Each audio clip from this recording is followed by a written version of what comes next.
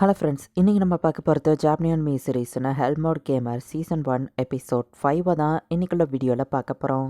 இந்த எபிசோடில் சில டீட்டெயில்ஸ் வந்துட்டு உங்களுக்கு கொஞ்சம் கன்ஃபியூஷனை கொண்டு வரலாம். பட் எபிசோடோட எண்டிங்கில் நான் உங்களுக்கு புரியாததை தெளிவாக எக்ஸ்பிளைன் பண்ண ட்ரை பண்ணுறேன். சரி, வாங்க நம்ம வளவலன்னு பேசிகிட்டு இருக்காமல் இன்றைக்குள்ள கதைக்குள்ளே போக ஆரம்பிக்கலாம். இன்றைக்கி நம்ம பார்க்க போகிறது ஹெல்மோட் கேமர் சீசன் 1 எபிசோட் 5.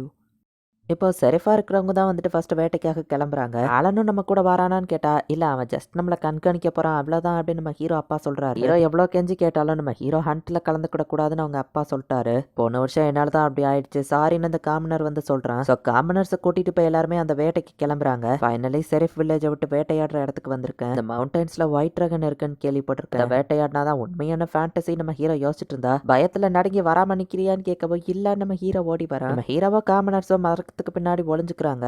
போரா சில பேர் ஃபாஸ்டா ஓடி கூட்டிட்டு வரவும் மத்தவங்க போய் ஃப்ரண்ட்ல அதை தடுக்கிறாங்க. சைட்ல இருந்து ஒரு டீம் வந்து அதை குத்துது. 10 வருஷமா எங்க அப்பாவா அவங்க டீமை இப்படிதான் ஹண்ட் பண்ணிருக்காங்களா நம்ம ஹீரோ பாக்குறான். இப்ப நீங்க போங்கன்னு காமனர்ஸ் நம்ம ஹீரோ அனுப்பி வைக்கிறான். அவங்க போயிட்டு லைட்டா அதை குத்துறாங்க.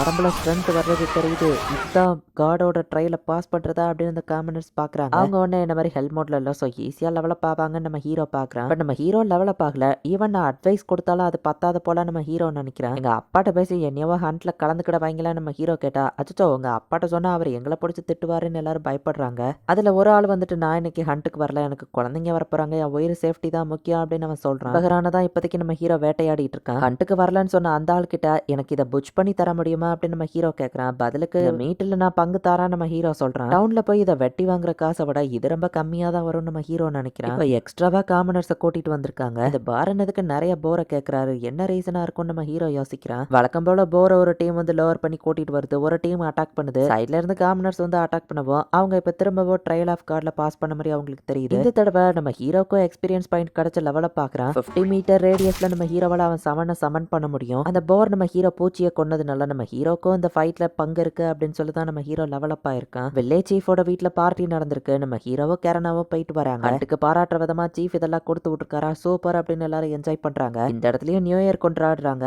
அந்த நியூ இயர்க்கு தான் இவங்க செலிப்ரேஷன் பண்ணிட்டு இருக்காங்க. இவங்களை பத்தி எதுவும் சொன்னாரா அப்படின்னு கேட்டா கேட்கலாம். எல்லாம் நல்லபடியா போகுது. அடுத்த வருஷம் 20 கேட்டாலும் நம்மளால கொடுக்க முடியும். ஆலன் உனக்கு தான் தேங்க்ஸ் சொல்லணும் நம்ம ஹீரோ அப்பா சொல்றாரு. ஆலன் பின்னாடி இருக்கிற பாட்டில் சரக்கு தானே நம்ம ஹீரோ அப்பாவோ கெர்டாவோ ஹாப்பியானா அதை வில்லேஜ் சீஃப் எனக்கு கிஃப்டா கொடுத்தாரு நம்ம ஹீரோ சொல்றான். நீ சின்ன பையன், உனக்கு சரக்குலாம் அடிக்க முடியாது, எங்கள்கிட்ட கொண்டா நம்ம ஹீரோ அப்பா கேட்டா. அதை எனக்குன்னு தான் அவர் கிஃப்ட் பண்ணாரு நம்ம ஹீரோ சொல்றான். மேபி என்ன ஒரு கான்டெஸ்ட் பீஸ் பண்ணுங்க, நான் இதை தார நம்ம ஹீரோ சொல்லவும் எங்களுக்கு ஓகே தான் அப்படின்னு கெர்டா சொல்லவும், பட் நான் ஜெயிச்சா என்ன கிடைக்கும் நம்ம ஹீரோ கேட்கறேன். வேணும் ரோடன் கேட்கவும், நான் ஜெயிச்சா போர்ஹண்ட்ல நானும் கலந்துக்கிடுவேன் நம்ம ஹீரோ சொல்லுவோம். அவன் ட்ராப்ல மாட்டிக்கிட்டோம் நம்ம ஹீரோ அப்பா புரிஞ்சுக்கிட்டு சரி அப்படின்னு ஒத்துக்கிறாங்க.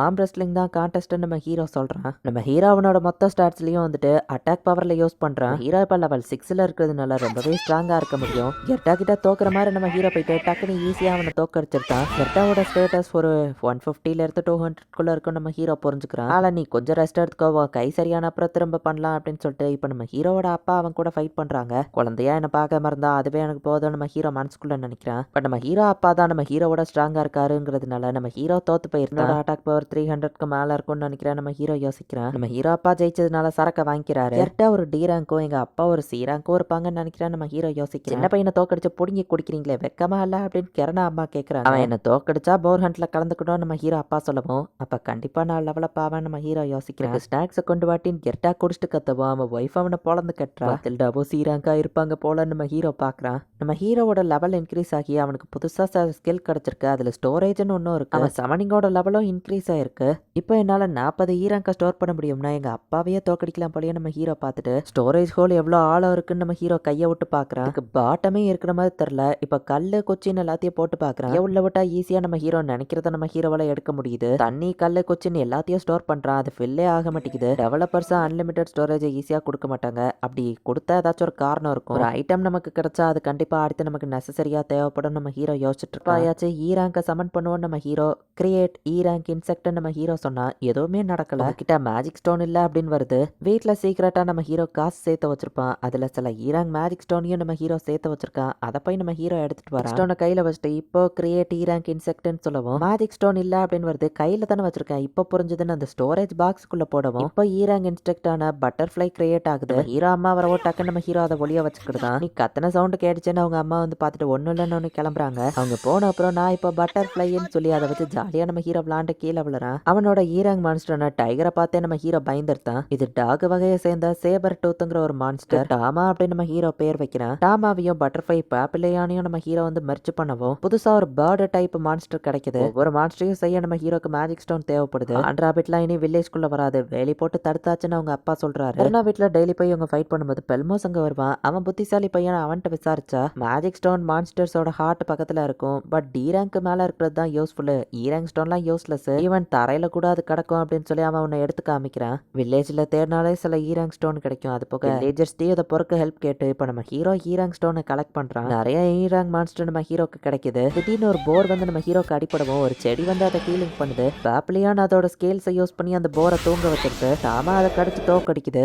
இன்னொரு போர் வரவோ ராக் வால் மான்ஸ்டர் அதை தடுக்குது. பார்த்தா நம்ம ஹீரோ இதை எல்லாத்தையும் கற்பனை பண்ணி தான் பார்த்திருக்கான். இந்த சமணர் கேமை எப்படி விளையாடணும்னு எந்த இன்ஸ்ட்ரக்ஷனும் இல்ல. பட் நம்ம ஹீரோவே தான் எல்லாத்தையும் கத்துக்கிறான். சமணரோட ஃபுல் பொட்டன்ஷியல் அடைய நானே தான் எல்லாத்தையும் ஓனா எக்ஸ்பீரியன்ஸ் பண்ணி கத்துக்கணும். இன்செக்ட் டைப் டீபஃப்காக, பீஸ் டைப் அட்டாக் பண்றதுக்காக, பேர்டு டைப் இன்டெல் கேதர் பண்றதுக்காக, கிராஸ் டைப் ஹீலிங்க்கும், ஸ்டோன் டைப் வந்து டிஃபென்ஸ்க்கும் இப்போ என்னோட ஃபுல் செட் பார்ட்டியே என்கிட்ட இருக்கு. எது கூடனாலும் நான் ஃபைட் பண்ண தயாரா இருக்கேன். நிறைய மேஜிக் ஸ்டோனை தூக்கிட்டே என்னால அலைய முடியாது. அதுக்காக தான் இந்த ஸ்டோரேஜ் எனக்கு கொடுத்துருக்காங்க. இப்படியே நான் லெவலப் ஆனா எனக்குன்னு ஒரு ஆர்மியே இருக்கும். டீமன் லார்டை விடவும் நான் ஸ்ட்ராங்கா இருப்பேன் நம்ம ஹீரோ யோசிக்கிறான். இந்த இடத்துலயே இந்த எபிசோட் முடியுது. டீமன் லார்ட் அண்ட் ஹீரோஸ் கூட உண்மையிலே வரும் 5 ஸ்டார்ல தான் இருந்திருப்பாங்க. நம்ம ஹீரோவோட சமனர் கிளாஸ் தான் 8 ஸ்டார்ல இருந்திருக்கும். அதுலயும் நம்ம ஹீரோ ஹெல்மோட செலக்ட் பண்ணதுனால ரொம்பவே ஸ்ட்ராங்கா வளருவான். என்ன நடக்க போகுது நெக்ஸ்ட் எபிசோட் பார்த்து தெரிஞ்சுக்கோங்க. தேங்க்யூ ஃபார் வாட்சிங். Bye guys. நெக்ஸ்ட் எபிசோட்ல மீட் பண்ணலாம்.